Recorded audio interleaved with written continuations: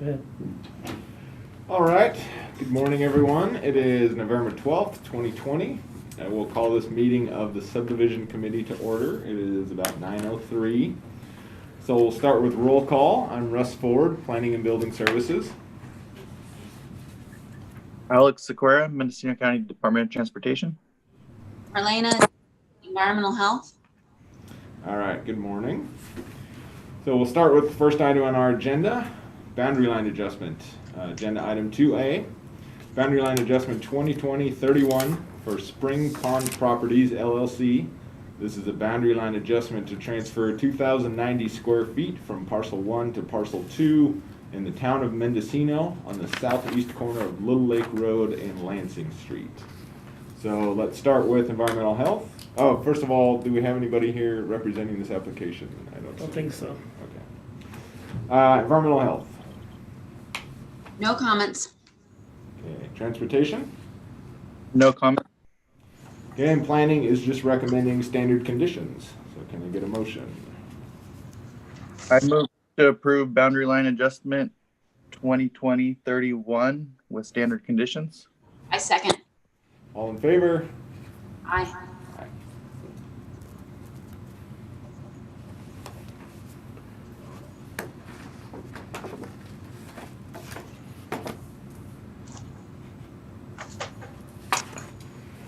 Okay, next up, agenda item 2B, boundary line adjustment 2020-33 for Daniel and Becky Thomas.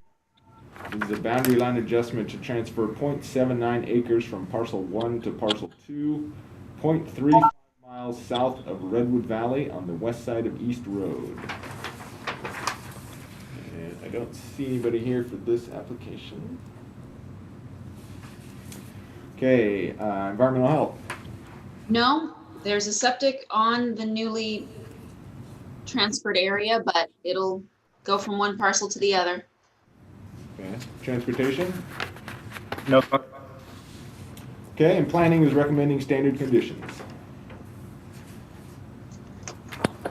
So can I get a motion? I move to approve boundary line adjustment 2020-33 with standard conditions. I second. All in favor? Aye.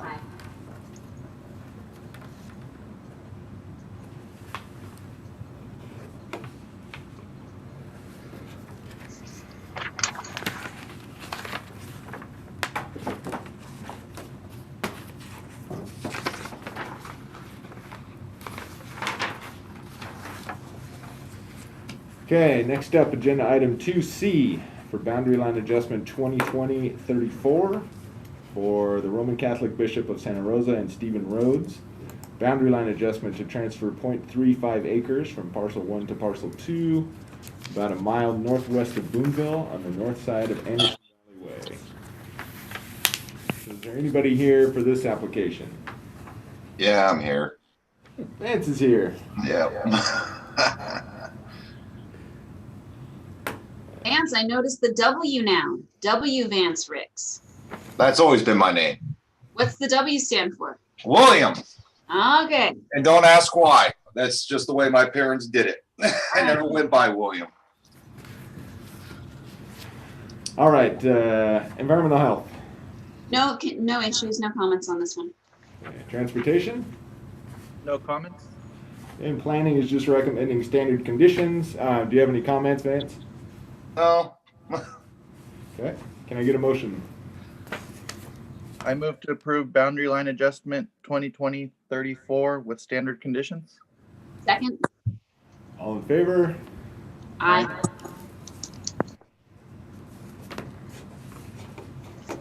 Thank you.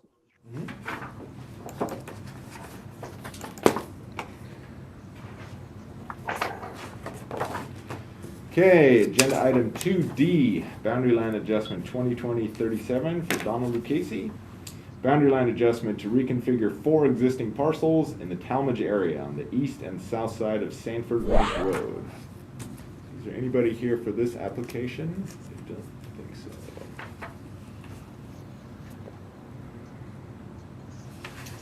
so. Okay, environmental health. No comments. Transportation? No comments. Okay, and planning is recommending standard conditions. Can I get a motion? I move to approve boundary line adjustment 2020-37 with standard conditions. A second. All in favor? Aye. Aye.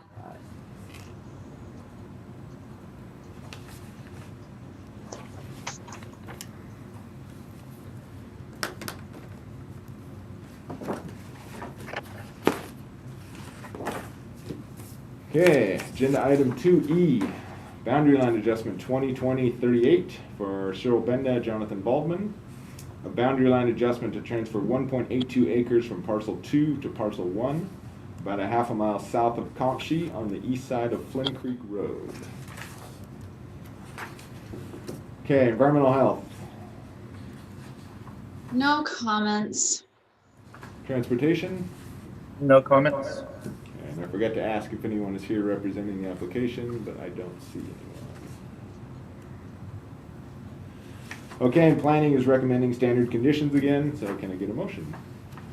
I move to approve boundary line adjustment 2020-38 with standard conditions. Second. All in favor? Aye. Aye.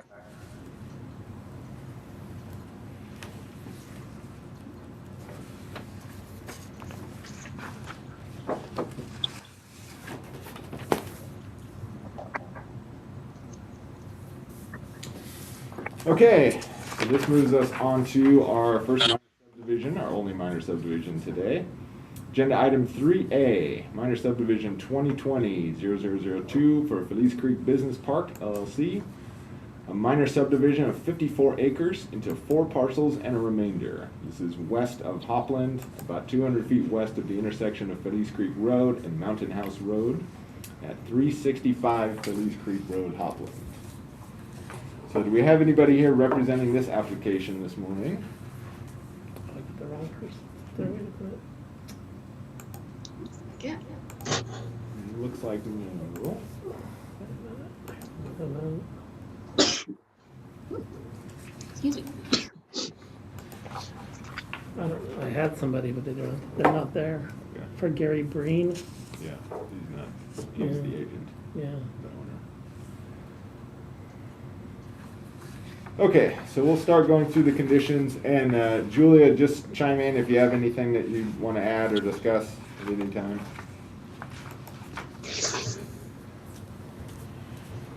Okay, so the project coordinator is Juliana Cherry. This is a 4 parcel subdivision and 1 remainder. They're not requesting a waiver survey or an exception, so they do plan to file a parcel map. And Marlena and Alexander, do you guys have copies of the tentative conditions? Yes. Or do you have your own? Okay. No. What? I'm sorry, I missed what you said. Do you have a copy of the tentative conditions that I sent one out? Oh. Recently? Last week, I think. Oh, I actually So don't know. I'll go through plannings, and then we'll jump over to you guys when we get to those sections.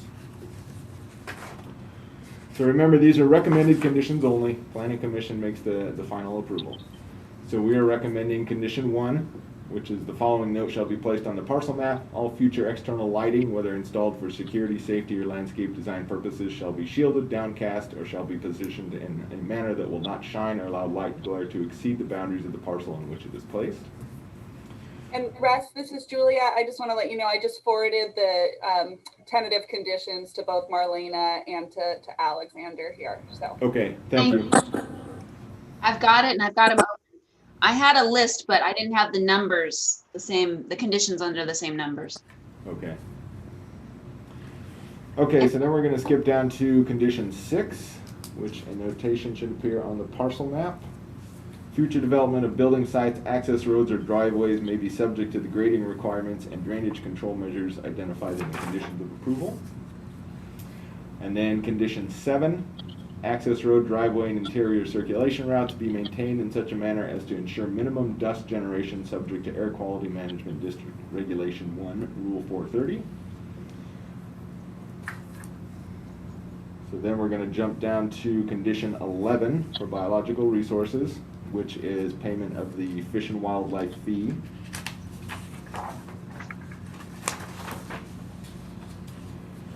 And condition 12, under cultural resources, a note shall appear on the parcel map. In the event that archaeological resources are encountered during development of the property, work in the immediate vicinity of the find shall be halted until all requirements of Chapter 2212 have been satisfied. And Julie, I didn't have access to the file, so I didn't know if there was an ARC report. Do you I'm know just if the- looking right now, and I do not see, I'm looking here, let me just look at the committee review. It does look like there was an older archaeological survey, and it does look like, let me just see here when that is going. I would have to pull the file to see for sure, but we can just know it's based upon the action done by the Archaeological Commission. So I would just make sure that's clear for the staff planner when she returns, that she can see that if there were any findings within that report, they will be required as conditions of approval. Okay. Check with Julie on that.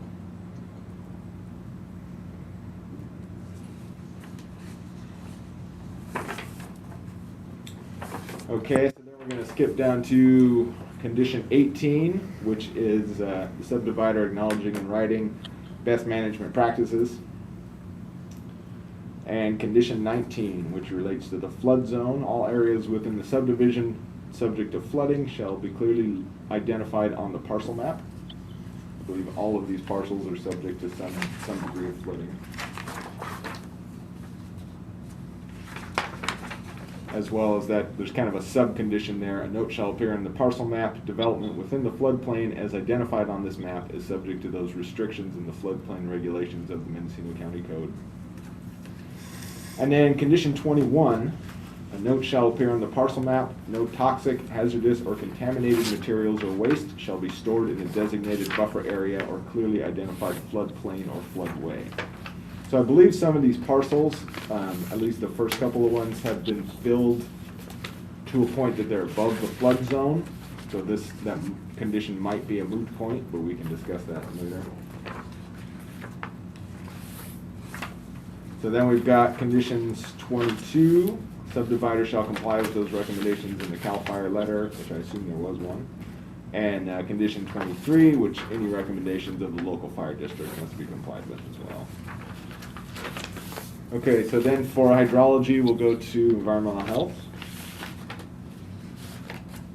Yeah, if they end up having anybody join the meeting, I have a question for them. The sewer and water district said they might be able to provide services to the project. So I've set conditions for either or, whether they have to provide on-site water and septic on their own, or if they can get the sewer district and sanitation district, the sewer and water, the Hopland district, to provide it. I did talk to the water district this week, and I do know that they already have 2 accounts for this parcel, but whether or not they will give them any more is not certain. So I'm gonna give them pretty much every condition we have, and I wanna add an or to ours. So it's gonna be, yeah, I'll get started. Does that make any sense? Yeah, I agree that we should plan as if there is no water service, because, I mean, if they do provide service, all they need is a will serve letter, essentially. Right. But if not, then we've got to do all the other ones. Right. So let's plan for that and hope for the best. All right. So condition 24. Condition 25 is going to be for 2, 3, 4, and the remainder, because they have an established sewer and water connection for parcel 1. Okay. Skipping 26 and skipping 27. Then we're going to do 28 and 29. And the line for 29 is going to be 2, 3, 4, and the remainder, since I know and confirmed that parcel 1 has existing water service. Okay, what's the 1200, which of those tests are we doing? The first one, thank you. Let me switch pages. Inland. 1,200 gallon proof of water.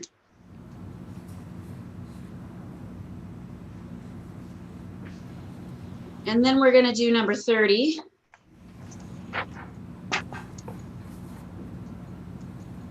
And then we're gonna do number 31, which is the will serve, but I'd like to put the or between condition 30 and 31. Okay.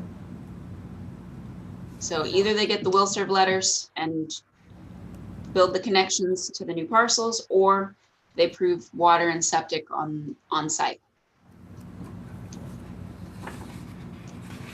Okay, thank you. So back to planning here. So we're going to skip down to condition 36. All existing structures shall meet current setback requirements to the newly proposed property lines. So then, let's see. So then I guess it's transportation. Okay. So we'll do 40B. There should be dedicated by parcel map, and it's 30 feet along the south side of Felice Creek Road, County Road number 109.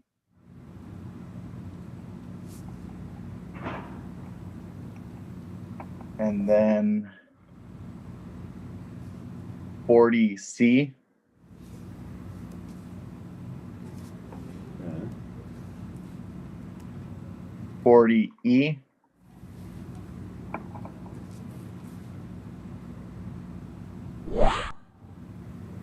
And then 41I, which will need to be modified. The standard commercial road approach shall be constructed for parcels 1 and 2.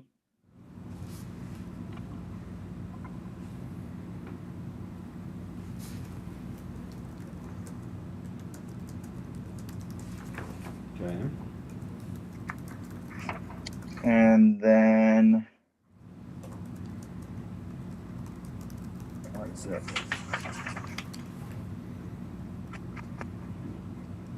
And then 41L.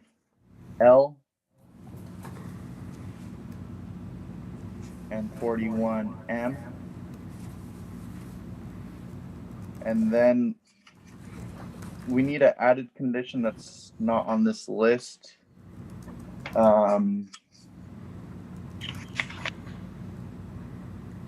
And that shall be, a note shall appear on the parcel map for parcels 3 and 4, stating a commercial road approach is required to be built prior to any development in accordance with Mendocino County Road and Development Standards number 851B, or as modified by applicant and approved by Department of Transportation staff. Okay. Can you email me a copy of that? Yeah, I can email you a copy of that. And Alexander, this is Julia. Just for clarity, are these the conditions, are these the same as on your letter from October 20th, 2020 that you responded on the referral? Yeah, that's the same on the October 20th. Perfect. Just making sure that we have that. So. Yep.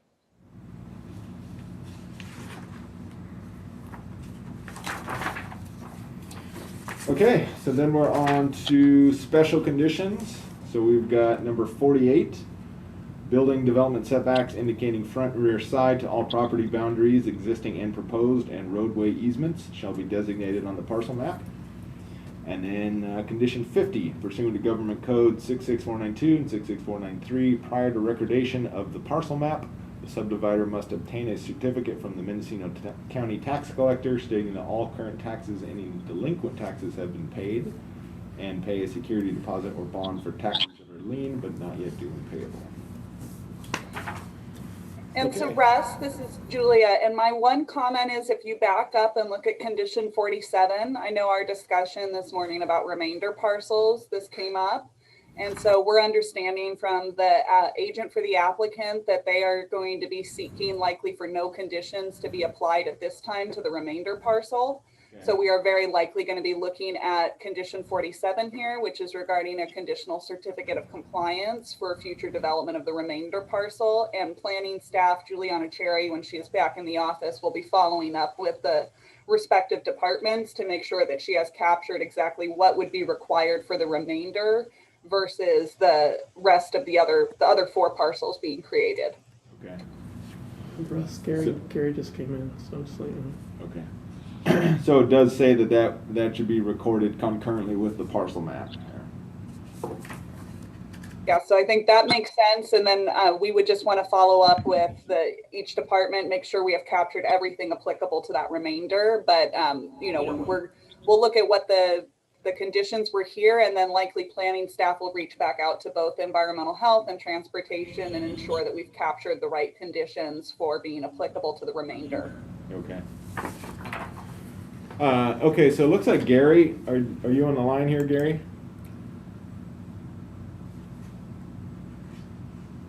He's muted. Yeah, it's just. Yeah, I'm here. Okay. So I think environmental health had a couple of questions for you, if you want to follow up there, Marlena.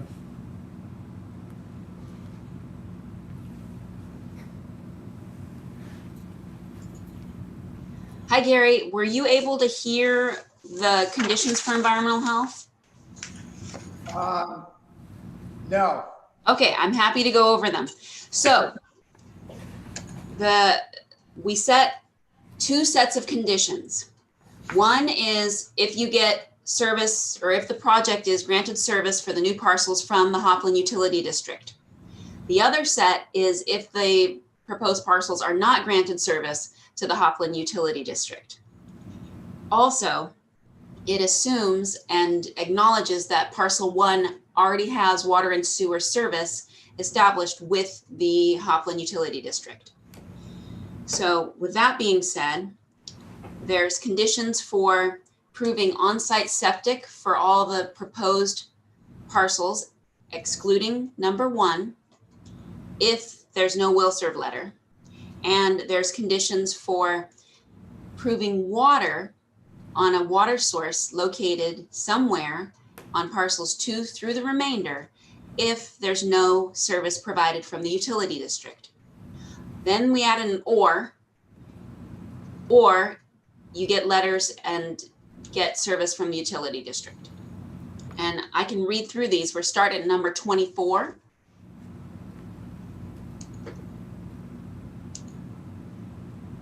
So if you have septic designed, we reserve the right to be notified 2 weeks in advance so we can be on site.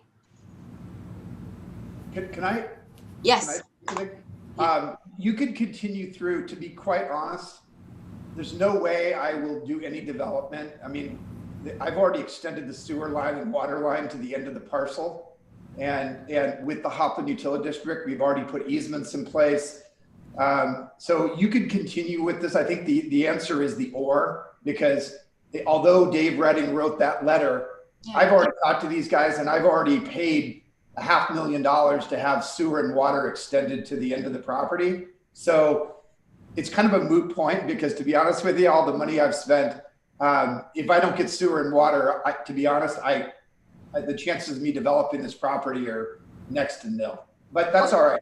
Okay, well then we can skip down to the number 31, which is the after the or you're going to get service from the water and sewer district, and you're going to get a letter from them that says you've installed it to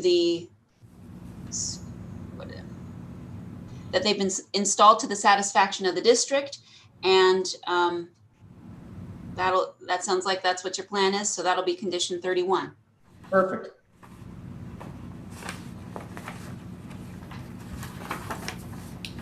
Okay, so then Gary, we were talking about the remainder parcel, I think just when you came in, and so it sounds like you guys are trying to avoid having conditions on the remainder parcel with the parcel map?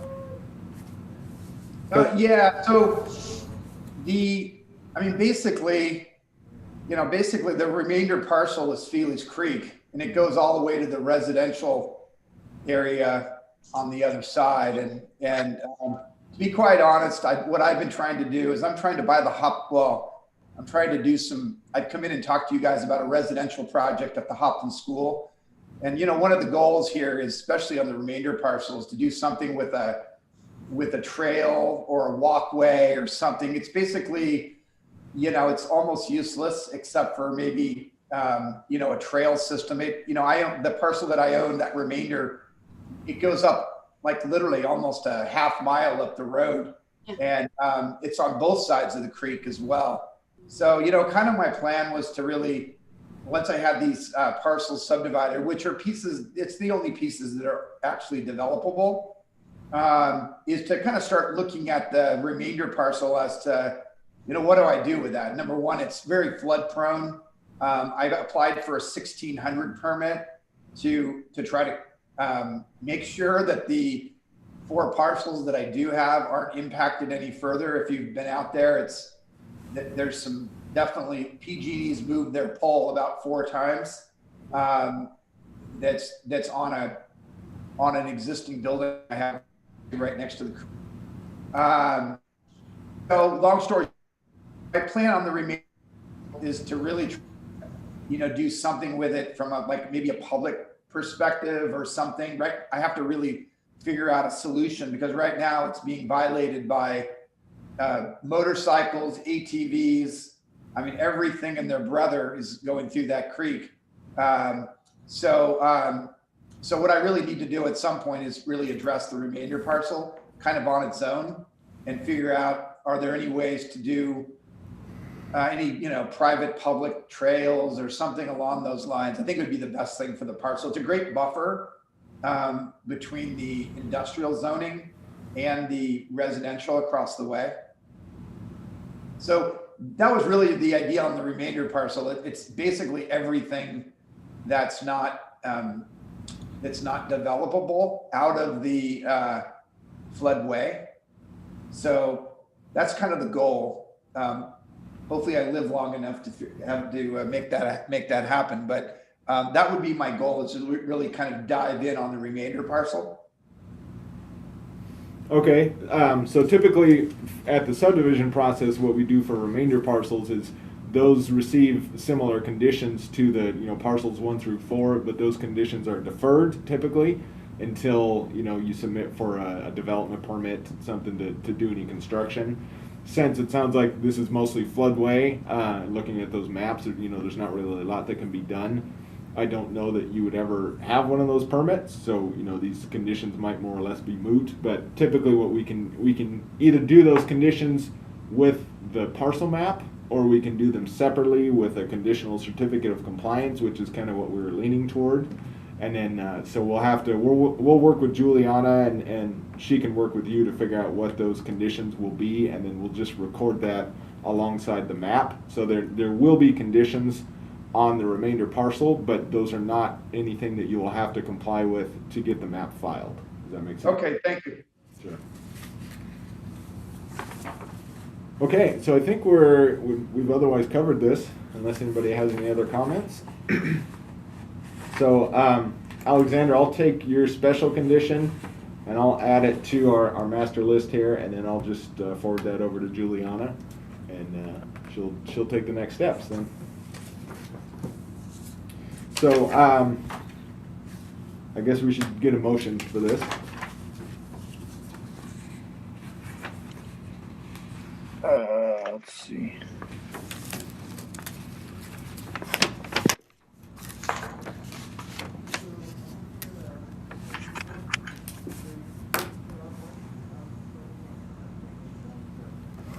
Yes, I had a question. Yeah. I talked to Richard Swanson, and you know, we basically own that whole Feely's Creek Road frontage there, and you know, I had a plan to. He told me there was no. I mean, I think I owned to the middle of the street actually. I know the Hopland Utility District is the sewer easement.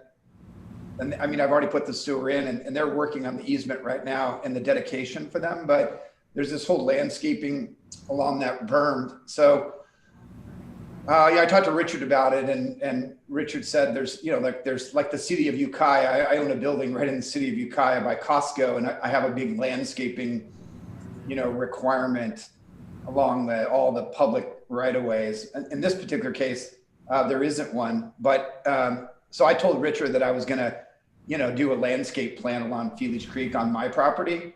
That's not an issue, right, with the subdivision? I don't believe so. I don't think they have that as a standard condition. I don't know. And I can chime in on that, Russ. This is Julia. No, wouldn't really be related to the subdivision here. I would encourage you, though, to reach out to probably the Department of Fish and Wildlife to ensure that you're planting, native and appropriate species along that sort of water course, just to make sure you don't interfere with the quality of the habitat in that creek or anything like that. But there's no real requirement with our office. When physical development is occurring on a site, then we do have some standards related to water efficient landscaping, but that would be if development was actually being proposed, like a new building or structure or something like that. So at this point, you really wouldn't have any challenges with our office on that. Okay, thank you. Okay, so Alex, if you want to make a motion, we're recommending approval to the Planning Commission per the Subdivision Committee recommended conditions.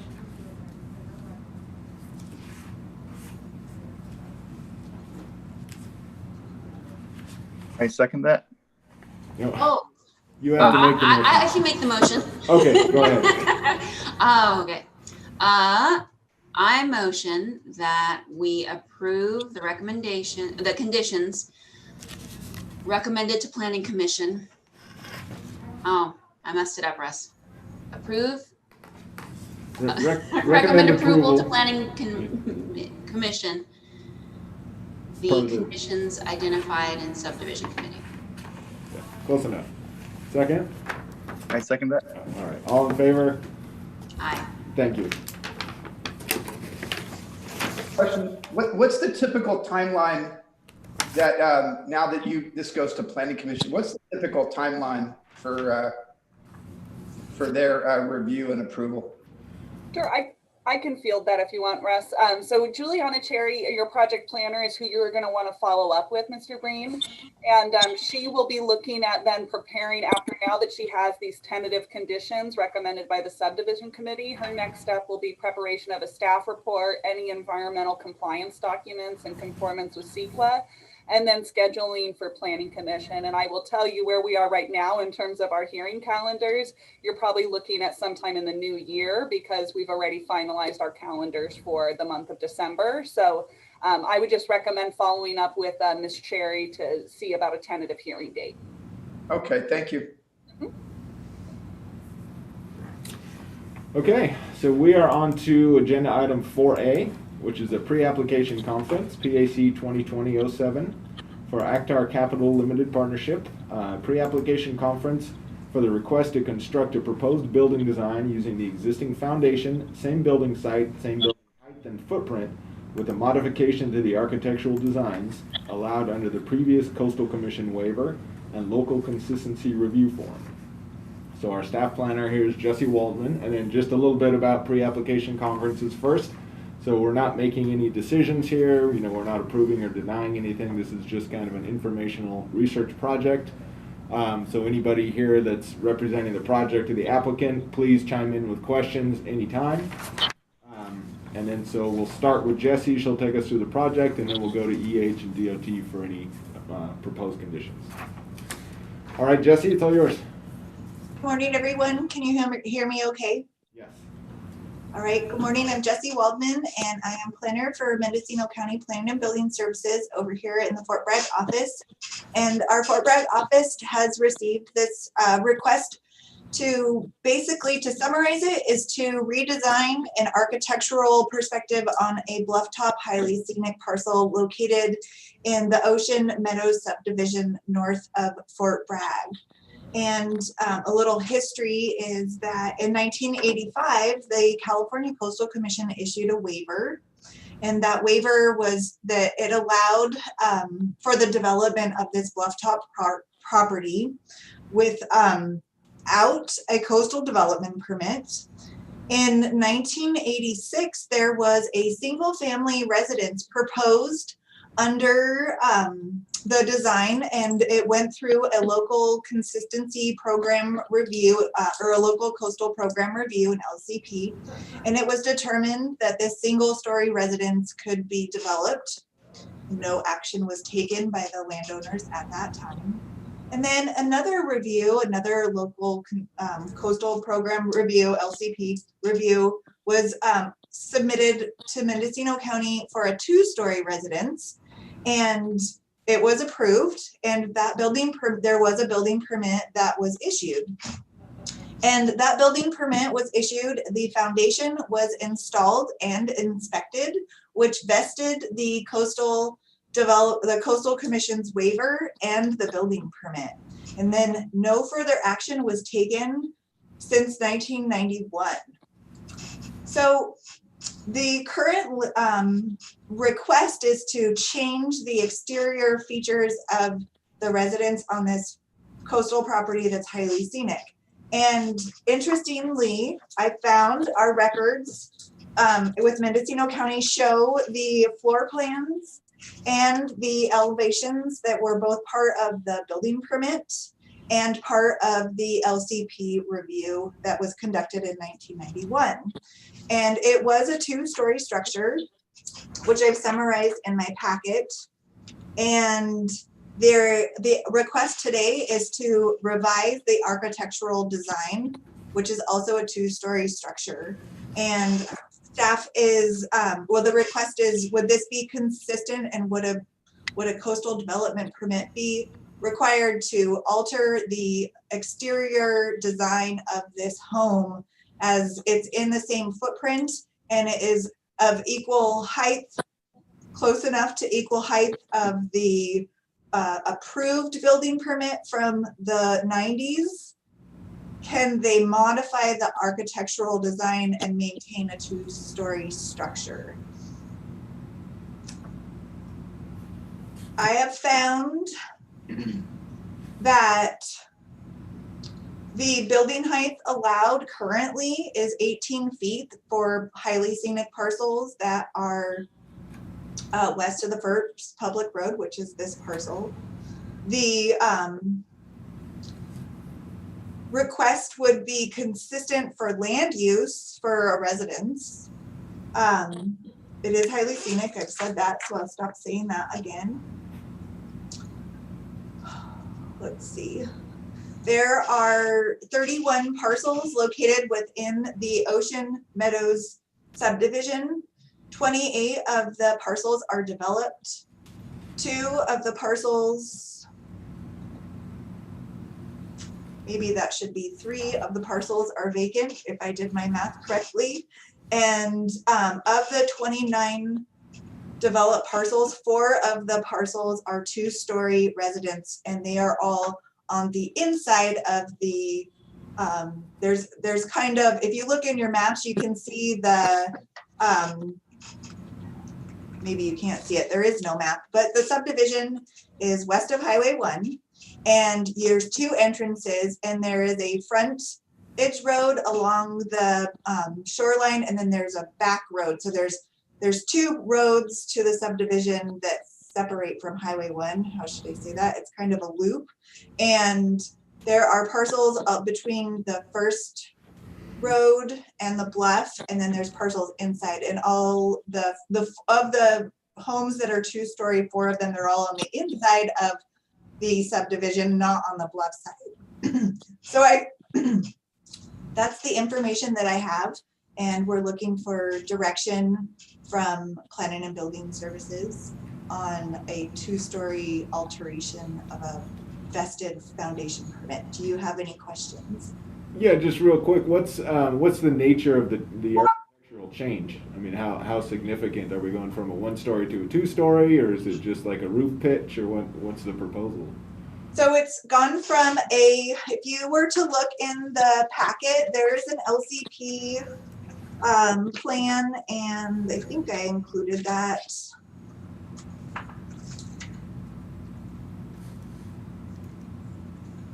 Jesse, can I add something to this?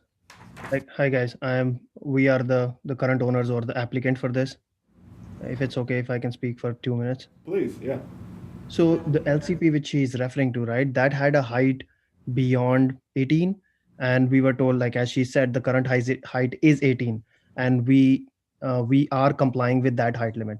So even though the plan is for a 2-story, it is actually not a 2-story. The residence is only built on the first floor, and we have just raised it enough because of the scenic, as she said. So there will be a carport at the bottom, and there will be only 1 floor of living space, technically.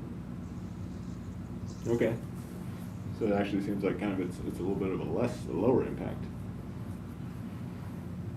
Jesse. May I? My understanding is that the LCP 9147 approved, I believe it was right at 20-foot height. I'm not 20. able to, 21, I think. it was over the 18 feet. And the proposed elevation height is at the 18 feet, but it's still a 2-story structure. And then the proposed, the LCP project that was reviewed in the 90s was like a hipped roof. And it was a long and angled building, which you can see on the, I believe it would be the second to last page of your packets that you've received, where the new home is a very modern design. It is lifted. There is a carport on the main level, but it is lifted where there's covered walkways underneath the house. So it's kind of on a stilt if you wanted to see. So it is not a hip roof. It is a flat roof. It is very modern and a geometric shape. I don't want to say it's a box shape because it's a different shape to it. So it's just very modern compared to the hipped roof, non-gable roofed hipped 1-story structures, if that answers your question. Yes, thank you. Environmental health. You have any thoughts there? Yeah, I wanted to add that I have record that the septic system was installed and finalized in 1983. So it's in there.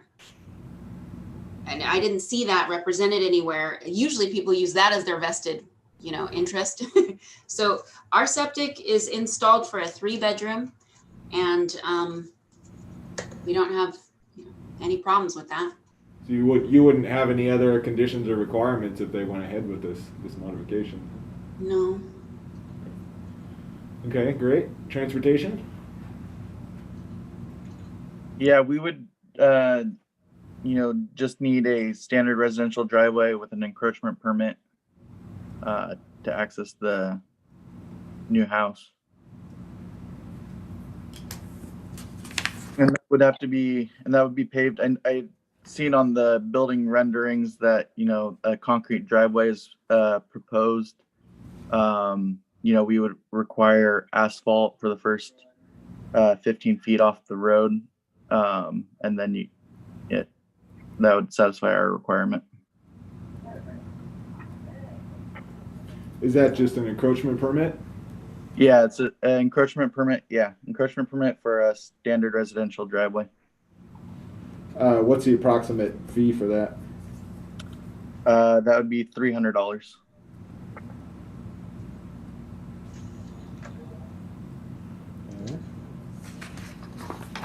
Hey, Russ? One comment for you, Jesse, too, on this one and for the applicant. So I worked on another project in 2014 in the Ocean Meadow subdivision, and there was comments at that time with concern about archaeological resources out in that area. So I do just want to put that out there that at that time it was for a minor deck addition being done on a structure, and the Archaeological Commission required a full archaeological survey for that addition because of the sensitivity of the area.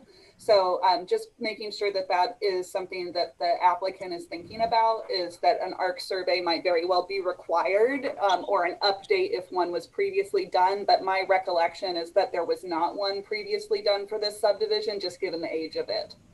So would that be mostly affected because of the driveway approach? Because if the footprint is the same and the foundation exists already, there's not going to be a lot of ground disturbance. Yeah, I mean, it will just depend. It might be requiring that we refer it to both still Sonoma State University, get their recommendation, and then taking it on to the Archaeological Commission. I just know that staff had, in 2014, when I had taken the deck addition forward, I had not referred it to the Archaeological Commission because I believed it was such a minor addition and minor change. And then at the Coastal Permit Administrator hearing, it was continued and required to go back to Archaeological Commission, and then a survey was required. And so it added about 4 months onto the process for that applicant before they could build their deck. So, okay. So just making sure that that concern is up front and aware. Yeah, just get in front of it. Jesse. Jesse Waldman. When the inquiry came into Planning and Building Services about could this vested building permit be redesigned under the same footprint and same foundation that's been vested in the septic system, staff was not able to determine if a coastal development permit would be required for the changes. And I think that if we are going to have a condition for Department of Transportation standard encroachment permits, and then for an ARC survey, how, and I don't know if this is, I don't know how to direct the question or to provide an answer to the request to change the structure without a coastal development permit on a vested foundation or septic. Sure. So my comment on this, Jesse, is going to be that because it appears we did not issue the original CDP, and this is in a highly scenic area, I'm having trouble seeing how a coastal development permit would not be required for making a change.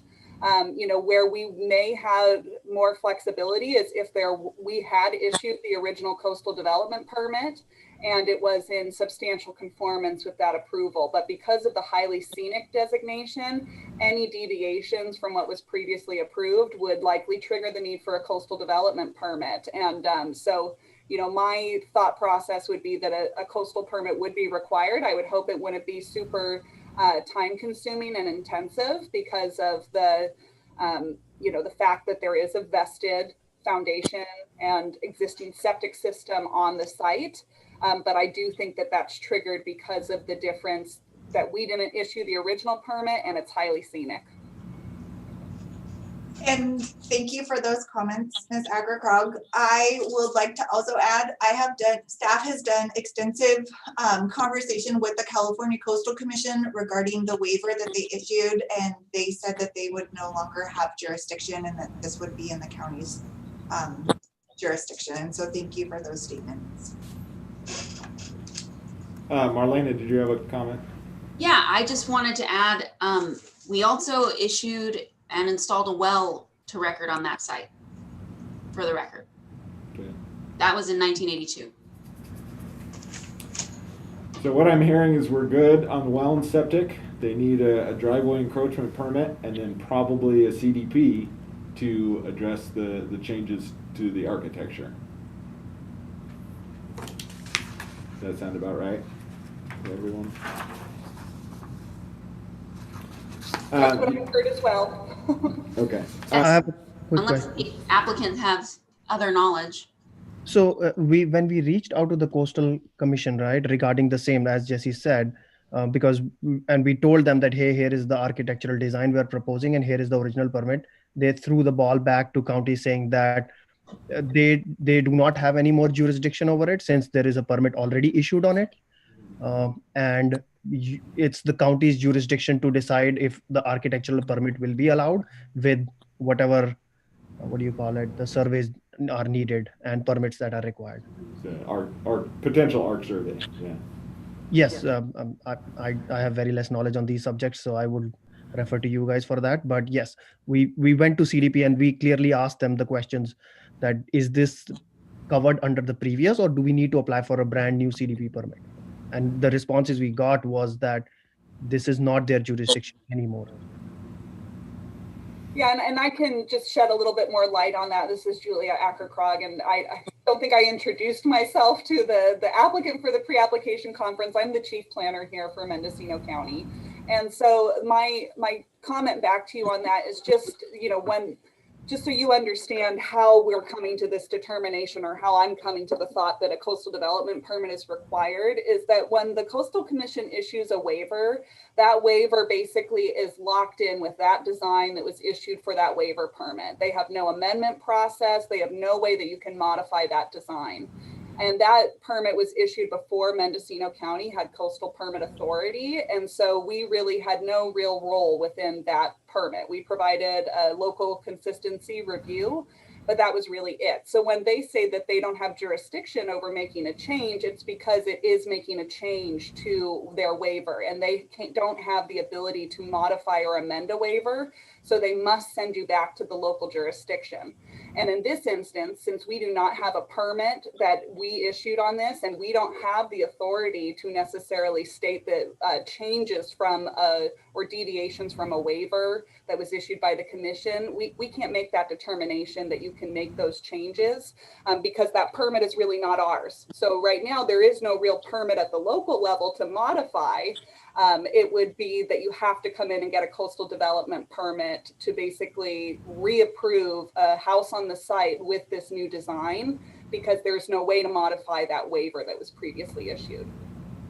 So we're talking about the LCP 9147. We cannot modify that. Is that what I understand that?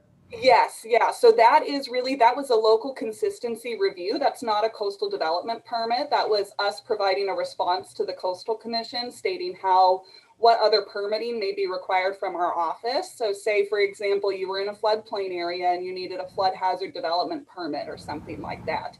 That's really our way of communicating with the Coastal Commission what else would be necessary at the local level beyond the waiver or the coastal development permit that they're issuing at the state level. Okay.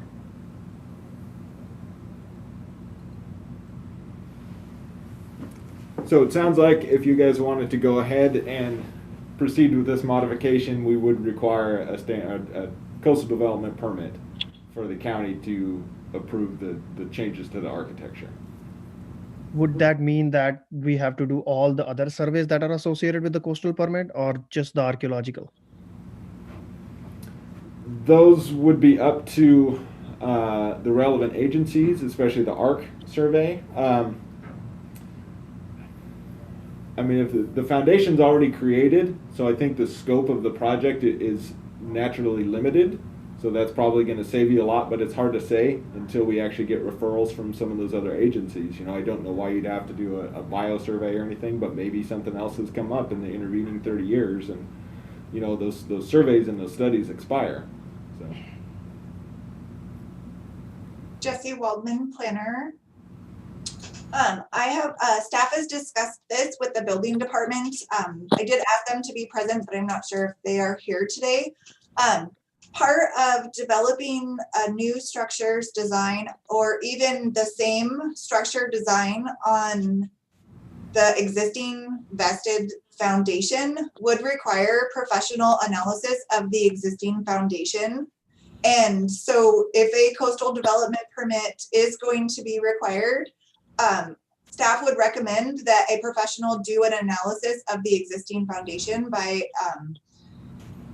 I believe that report would be a recommended report to have prior to the coastal development permit review, for if any changes were to come in for that existing foundation.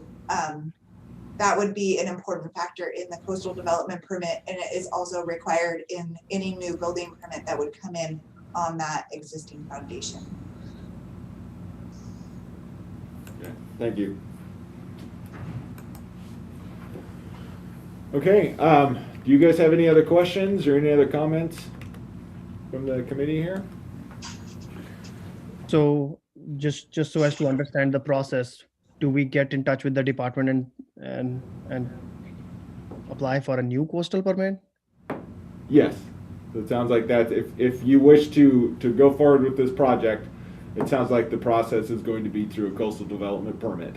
And then as Jesse was just saying, that you probably want to have somebody come out and look at that foundation, make sure the foundation is still suitable before you'd apply for that CDP, because that's going to probably make or break the amount of work you have to put into it.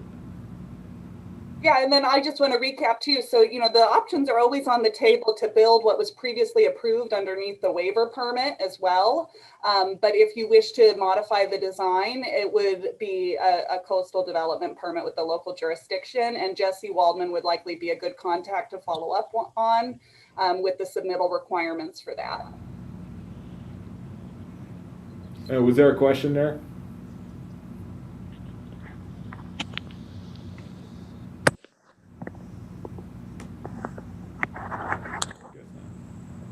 Daniel, did you have a question?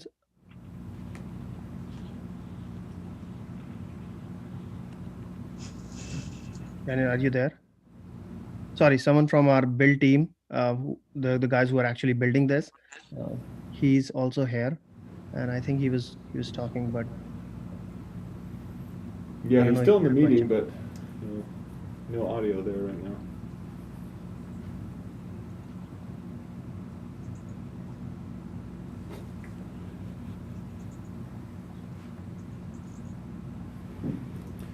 Okay, did you have any other questions there, Mr. Singh, or? Okay. We just no, I think we're good. Okay. All right, thank you, and thank you, Jesse and Julia.